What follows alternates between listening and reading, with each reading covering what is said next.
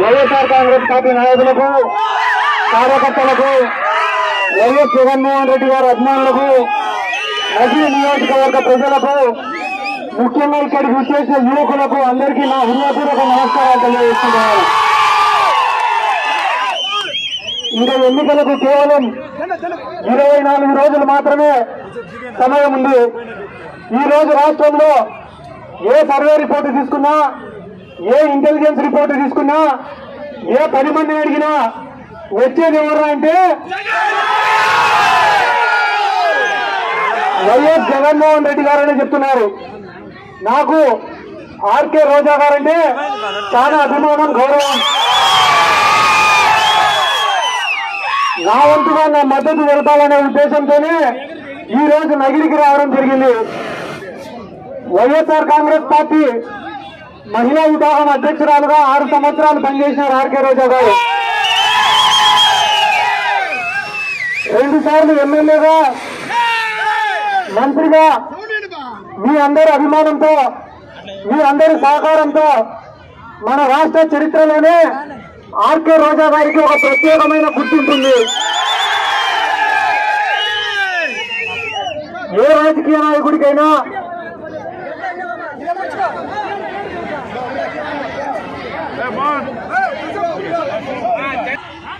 రాజకీయాల్లోకి వచ్చిన కొత్తలోనే ఎదురుదెబ్బ తగిలితే నిలదొక్కుకోవడం చాలా కష్టమైన పని.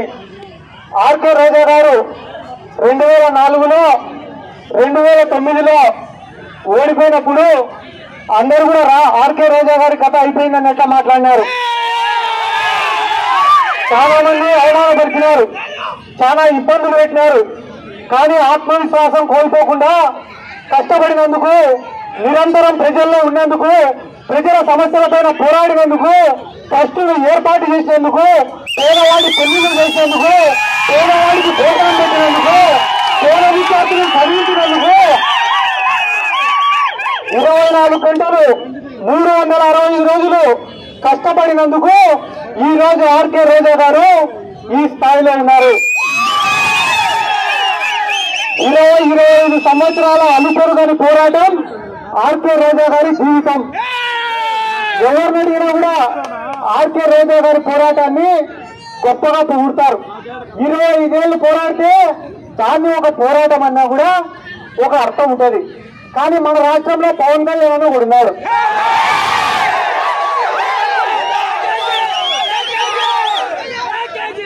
సంవత్సరంలో 1 నెల ఆంధ్రప్రదేశ్ లో ఉంటాడు, 11 నెలలు తెలంగాణలో ఉంటాడు. వైఎస్ రాజశేఖర రెడ్డి గారిని ఎప్పుడో ఒక్కసారి మైకు పట్టుకొని విమర్శించినారంట. విమర్శించి నేను రాజశేఖర రెడ్డి గారి పైన పోరాడిని అంటారు. ఒక్కరోజు మైకు పట్టుకొని విమర్శిస్తేనే పోరాడినట్టయితే తెలంగాణ కోసం కేసీఆర్ చేసింది ఏమంటారు? స్వాతంత్రం కోసం మహాత్మా గాంధీ చేసింది అని ఏమంటారు? అన్నిటికంటే ఘోరమైన విషయం ఏమంటే ఆయన ఒకరోజు వరంగల్లో ప్రచారానికి పోయినారట. ప్రచారానికి పోతే పైన కరెంటు వైర్ నుండి షాక్ కొట్టి కింద పడిపోయినాడు. కింద పడిపోయినాక మొన్న మైకు పట్టుకొని ఏం మాట్లాడతాడు? కరెంటు వైర్లు కూడా నన్ను ఏం చేయలేకపోయినాయండి ఆడు. ఏమన్నా చేస్తాయా చెయ్యా అని చెప్పి ఒకరోజు ప్లగ్లో ఏలు పెట్టి స్విచ్ ఆన్ చేయి, నీకేమన్నా అయిందనుకో నువ్వు చేతగా అడిగాడు. నీకేం కాలేదనుకో నీ పోరాటంలో నీకేముందని. ఎందుకు మీకు అందరికీ నేను ఈ మాట చెప్తానా అంటే ఆర్కే రోజా లాంటి వాళ్ళ మనందరికీ అవసరం.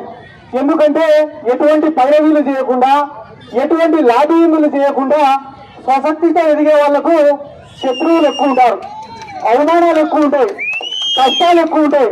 కానీ అక్క మీరు స్వశక్తితో పోరాడినందుకే రాష్ట్రం అంతా మీకు అభిమానులు కూడా ఎక్కువగా ఉన్నారు అక్క. ఎందుకంటే ఆర్కే రోజా గారంటే ఒక బ్రాండ్.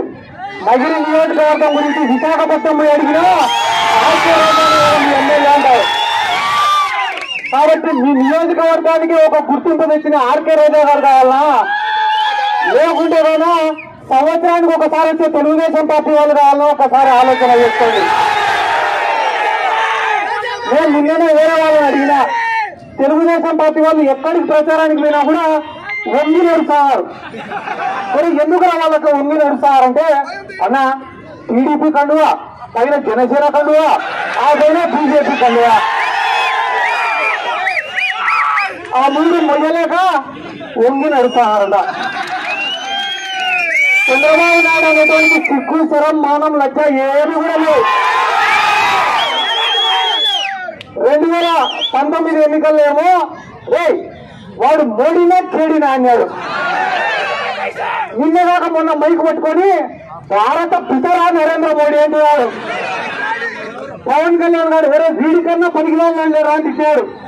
ఈ రోజు పవన్ కళ్యాణ్ పక్కన పెట్టుకొని ఒరే మన కోసం ఉన్న సీట్లన్నీ వదిలిపెట్టుకునే త్యాగరాజుగా మన పవన్ కళ్యాణ్ అంటున్నాడు. ఇటువంటి వ్యక్తి ఎవరు? చంద్రబాబు నాయుడు. పాపం కానీ మన జగన్మోహన్ రెడ్డి గారిని మాత్రం ఒప్పుకోవాలా. ఎన్నికలు దగ్గరకు వచ్చినాయి, ఎవడెవడు ఎక్కడెక్కడ ప్రచారం చేస్తారో చూద్దాం అనుకున్నాను నేను కూడా. పాపం పవన్ కళ్యాణ్ పిఠాపురం నుంచి కదలడంలే, నారా లోకేష్ మంగళగిరి నుంచి కదలడంలే, పాపం చంద్రబాబు నాయుడుకి కుప్పంలో కూర్చున్నాడు. ఎవరి సీటు కూడా గ్యారంటీ లేదు ఈరోజు.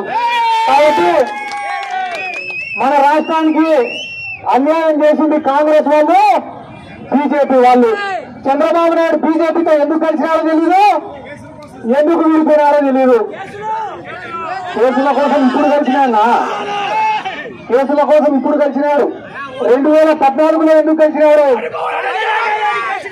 కలసడం మాత్రమే కాదు, ఇద్దరు పిల్లల్ని కూడా కన్నాడు.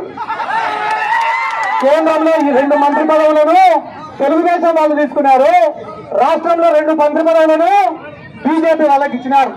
బాగా కలిసి తిరిగినారు, ముద్దులు పెట్టుకుంటూ తిరిగినారు, కాపురం చేసి ఇద్దరు పిల్లల్ని కూడా కన్నారు.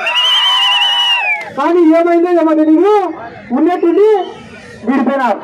విడిపోయిన తర్వాత 5 ఏళ్ళు తిట్టుకున్నారు, కొట్టుకున్నారు, అన్ని చేసుకొని మళ్ళీ ఈ రోజు ఉన్నట్టుండి బీజేపీతో కలిసిపోయినాడు ఈ నారా చంద్రబాబు నాయుడు. అన్న ఒక్క విషయం గుర్తుపెట్టుకోండి, ఈ ప్రజాస్వామ్యంలో ప్రజలు కానీ ఒక మనిషిని మంచి అని అనుకుంటే ఏం లేనైనా కూడా గెలిపిస్తారు.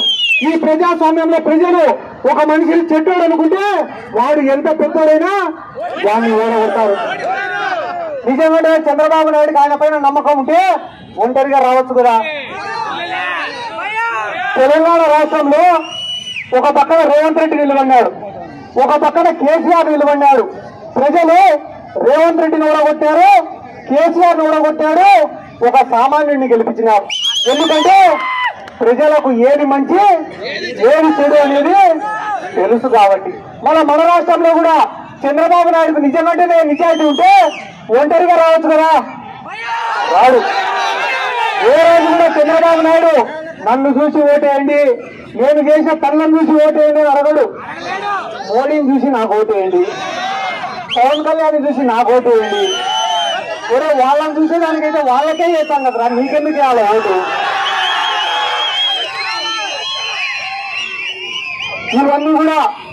ఇవన్నీ కూడా మనం ఆలోచించుకోవాల్సినటువంటి అవసరం ఉంది. ఎందుకంటే ఎన్నికలు దగ్గరకు వచ్చే కొద్దీ జగన్మోహన్ రెడ్డి గారు ఏం ఆలోచిస్తున్నారు అంటే, మనం మంచి చేస్తే ప్రజలు మనకు అండగా నిలబడతారని చెప్పి జగన్మోహన్ రెడ్డి గారు ఆలోచన చేస్తుంటే, చంద్రబాబు నాయుడు ఏం ఆలోచిస్తున్నారో తెలుసా? ఎన్ని అబద్ధాలు చెప్పైనా, ఎన్ని మోసాలు చేసైనా అధికారంలోకి రావాలని చెప్పి ఆలోచన చేస్తున్నాడు. వాలంటీర్లు ఉండకూడదని చెప్పి ఎలక్షన్ కమిషన్ కు ఫిర్యాదు చేశాడు. అవ్వాతాతలకు పెన్షన్లు రాకూడదని చెప్పి ఎలక్షన్ కమిషన్ కు ఫిర్యాదు చేశాడు. మీరే ఆలోచన చేయండి అమ్మా. 14 ఏళ్లు ముఖ్యమంత్రిగా పనిచేశాడు కదా చంద్రబాబు నాయుడు. ఒక్క పేద విద్యార్థినైనా చదివించినాడా? ఒక్క పేద విద్యార్థికైనా సంవత్సరానికి ఇంత డబ్బులు చెప్పించినాడా? జగన్మోహన్ రెడ్డి గారు ఎప్పుడైతే 15,000 రూపాయలు అమ్మఒడి పథకం ఇచ్చినాడో, ఈ రోజు చంద్రబాబు నాయుడు వచ్చి మీ ఇంట్లో ఎంతమంది పిల్లలు ఉంటే అంతమందిని చదివిస్తారంట. పొరపాటు నువ్వు 2 పెళ్లిళ్ళు చేసుకుంటే 2వ భార్య పిల్లలు కూడా చదివిస్తారంట ఈ చంద్రబాబు నాయుడు. కాబట్టి ఇటువంటి మాటలు నమ్మి మోసపోవద్దని చెప్పి చెప్తున్నామ్మా. జగన్మోహన్ రెడ్డి గారు ఎటువంటి వ్యక్తి అంటే, చేయగలిగిందే చెప్తాడు, చెప్తే 100% చేస్తాడు. కాబట్టి ఈ రోజు మనకు అమ్ముడుపోయే నాయకులతో పనిలే, మీడియా ఛానళ్లతో మనకు పనిలే, రోజుకు ఒక పార్టీతో పొత్తులు మనకు అవసరంలే. మనకు కావాల్సిందంతా ప్రజల ఆశీర్వాదం మాత్రమే. ఈ 2-3 రోజుల్లో మేనిఫెస్టో రిలీజ్ అవుతుంది. మేనిఫెస్టో